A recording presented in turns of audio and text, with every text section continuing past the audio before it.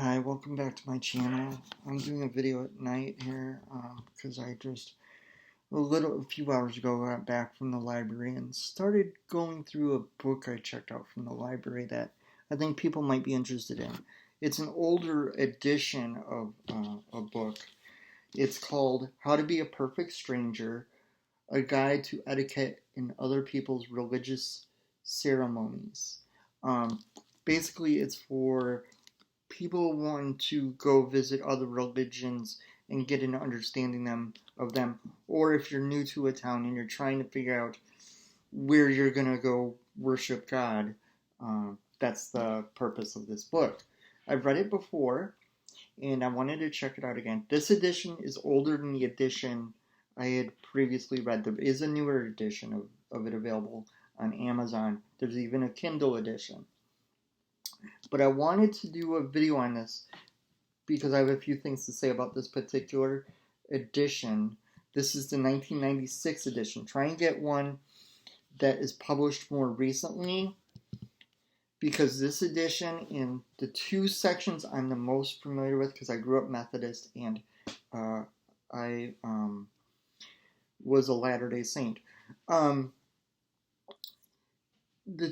Those two sections lack some things that I think people who are visiting those two should know. I'm more concerned with what it says about the Latter-day Saints in here. And in here it calls it the Mormon Church Latter-day Saints. So this is long before the current thing of don't say Mormon. Overall, it's a fairly decent-sized book. I would like to read the different religions that it covers, in case somebody watching this is interested. It starts with Assemblies of God, Baptist, Buddhist, Christian Science, Churches of Christ, Disciples of Christ, Episcopalian, Greek Orthodox, Hindu, Islam, Jehovah's Witnesses, Jewish, Lutheran, Methodist, Mormon, Church of Jesus Christ of Latter-day Saints, Presbyterian, Quaker, Religious Society of Friends, that's the other name for it, Roman Catholic, Seventh-day Adventist, United Church of Christ, and then there's other information after that. But it's published by Jewish Light Publishing, and this particular one is a first edition. And it's by Arthur J. Magida, Magida. And like I said, it's copyright 1996. It's about, I want to say 400 pages. Hold on, let me double check that. These are the list of contributors. There's a lot of acknowledgements. Shoot, where was that table of contents? It is a little over 400 pages. But it's a good book if you don't know anything about these groups. For the Latter-day Saint section, which is the main thing I want to talk about in this video with this particular 1996 edition, so if you end up reading this one and you're a Latter-day Saint, or you're curious about the Latter-day Saints, it does have some things to say that I think it's missing. Like for the sacrament meeting, when I went through going through with the missionaries, they told me until I was a Latter-day Saint, or until anyone's a Latter-day Saint, you should not take sacrament. In this book, they say it's okay for non-LDS to take sacrament. And my understanding is if you're not LDS, you're not supposed to take sacrament. That was one of the main things. And then, because this is about visiting different religions, it does talk about the temple in here.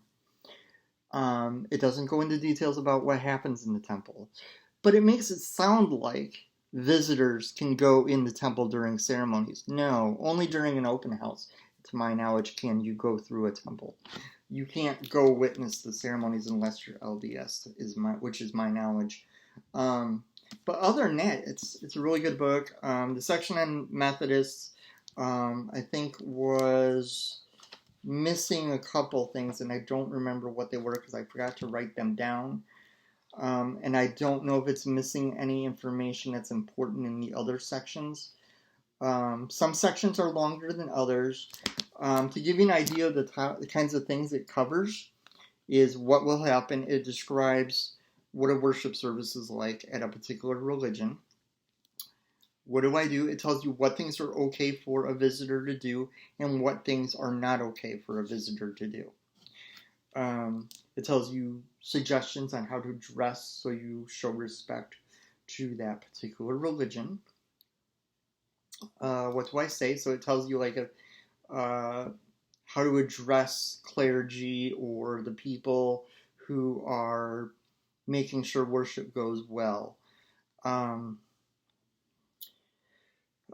What should I avoid doing? I already covered that. What should I avoid wearing? What should I avoid saying? It covers those kinds of things. It tells you whether or not it's okay to take pictures or record the different ceremonies and rituals discussed in here. It tells you how long a worship service or ritual lasts. What are the basic beliefs of the different religions? I already covered that, I think. Will there be a reception? Will there be food? Should I bring a gift? When is it okay to leave? And like I said, it talks about different rituals, like for Methodists. I'll talk about Methodists here. It talks about baptism, which for Methodists is... Sorry, I had to sneeze. Anyone wearing headphones, sorry. Like I was saying, for Methodists, baptism is for infants and adults. And so it goes through, well, how long is a worship service that involves baptism? And then it goes through what you should and should not do if you're a guest. And it goes through all those different categories I read you.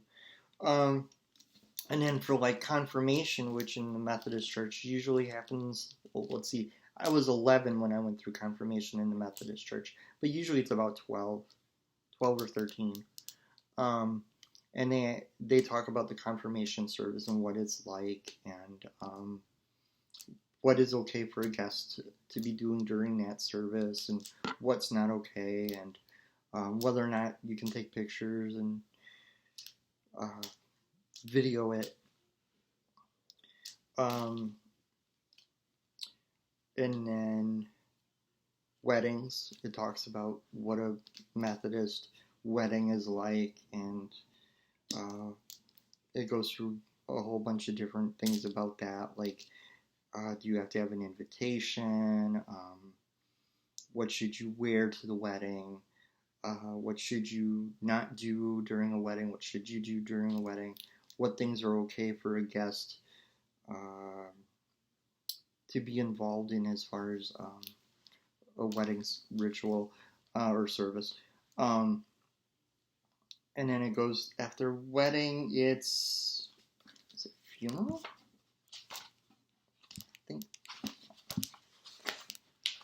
I think it's funeral is the next one, because that sounds right to me. Basically, it goes through the different rituals that cover a person's life.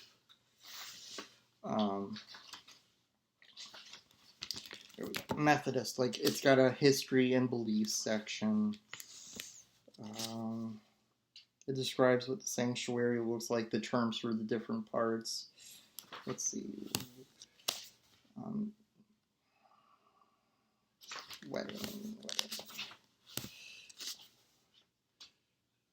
Here we go. After the wedding is funerals and mourning. And it goes through things like how soon after someone dies is there a funeral? Can non-Methodists, what should non-Methodists do after hearing that kind of news? And then what the funeral is like, where it takes place, and what are the proper things to do. And then there's another thing in here for some of these religions. It'll talk about like if there's a ceremony at the gravesite, it'll talk about that, and then for some religions there's a section, is it in this one? Yeah, Methodists don't have it, but there's a section for some of the religions called home celebrations, which are basically rituals or holidays that are practiced at home. And for some of these, it lists the holidays of that particular religion. So that's neat. And then in the back, there's calendars, so you can see how the different religions structure their year. Like with Christians, the Christian New Year starts in November with Advent and then ends right before Advent. If I remember right, that's how it goes. I'll have to look at the Christian calendar again. But it's interesting, and like with the Mormons, it talks about holidays that Mormons celebrate, or Latter-day Saints, I should say, sorry. I've been reading this and seeing the word Mormon today, so it's stuck in my head. So, sorry any Latter-day Saints watching this.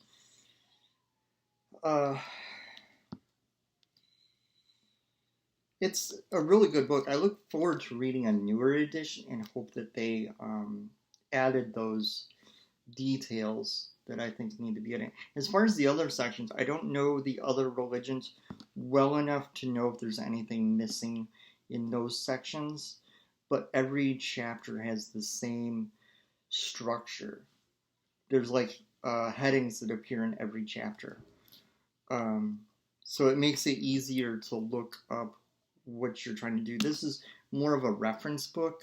This isn't really a book you're going to read cover to cover unless you're someone who's so fascinated with religion that you want to read them all. And if you want to read them all, that's great. That's awesome. It means you're really interested in what people believe, which is a good thing to do. I would say people should have books like this in their personal library, just in case you ever need to look something up. There are other books that take a different approach than this one, because this one's more about how to visit a religion. There's a book called The Handbook of Denominations. I don't remember the rest of the title, but The Handbook of Denominations is another good book that I want to try and get through the library, because what it does is, instead of being about how to visit a religion, it gives you the overview of the religion. It focuses on their theology, where this focuses on rituals. So you'd get more of a theological explanation of the different religions. And the Handbook of Denominations, I think, covers a few religions that this one doesn't. But overall, I am impressed with how much is in here. I do recommend people read this, or at least get it to be able to look up what you want to know. Because, like, if you're a Methodist and you want to know what you would need to know to go visit, say, Jehovah's Witnesses, this will tell you the basics of what you need to know. Now, this is before, this particular edition is before there were websites like there are today that can give people the kind of information they need to know before going. But there is a current edition of this, like I said, that is available as a Kindle and as I want to say a paperback instead of a hardcover. But I really like books like this, and I hope anyone watching this likes it too. I'm going to put the ISBN to this particular edition in the description below. And then from that, you should be able to find the newer one on Amazon, if I'm not mistaken. It's a really good book.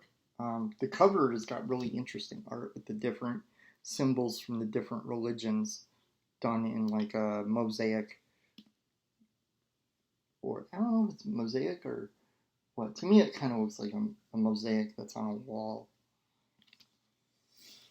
Let's see, is there anything else on the back of this that might be interesting? Oh, here we go. This easy-to-read guidebook helps the well-meaning guest feel comfortable, participate to the fullest extent possible, so long as it doesn't violate your religious beliefs, because in here they stress, don't do something if it goes against your faith. And avoid violating anyone's religious principles while enriching their own spiritual understanding.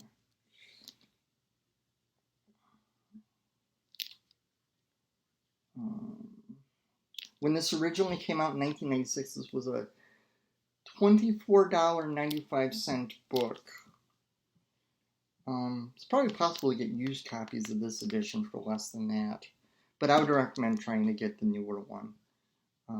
I plan on getting the newer one, but I'm glad I checked this out from the library. I look forward to reading some more of it until I have to return it, because right now I want to look up some churches that I'm considering going to visit, and I'll see if this information actually works. And then maybe do a follow-up video after I visit one of these, and then tell you whether or not the advice in this volume helps.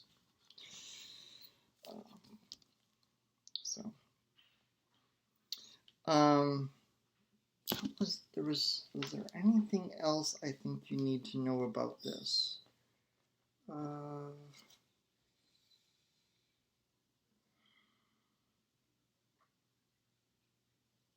I don't think so.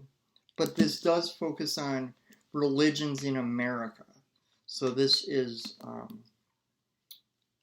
directed at people in the United States. So I don't know how helpful it would be for anyone watching this outside the United States, because I don't want to see what's at the end of a thing and see if there's any contact. Oh, there is contact information in this, but this, like I said, this is before websites, so this information is probably not current. But at least it gives you the full name of each religion, so you should be able to Google that name if that's a current name. Like with the Methodist, it just said Methodist, it didn't say United Methodist. So if you look up United Methodist, you're only gonna get stuff on United Methodist, because right now the United Methodist Church is in the process of splitting into two major denominations, the United Methodist Church and the Global Methodist Church.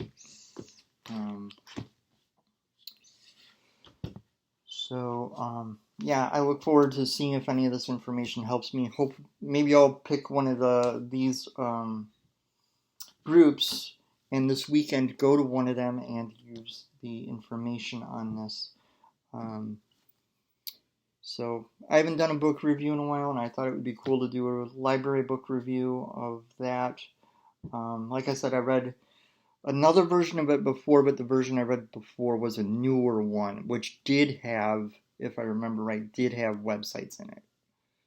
So I do believe the newest version should have websites. So if you're looking for an edition with websites, try and get the most recent edition.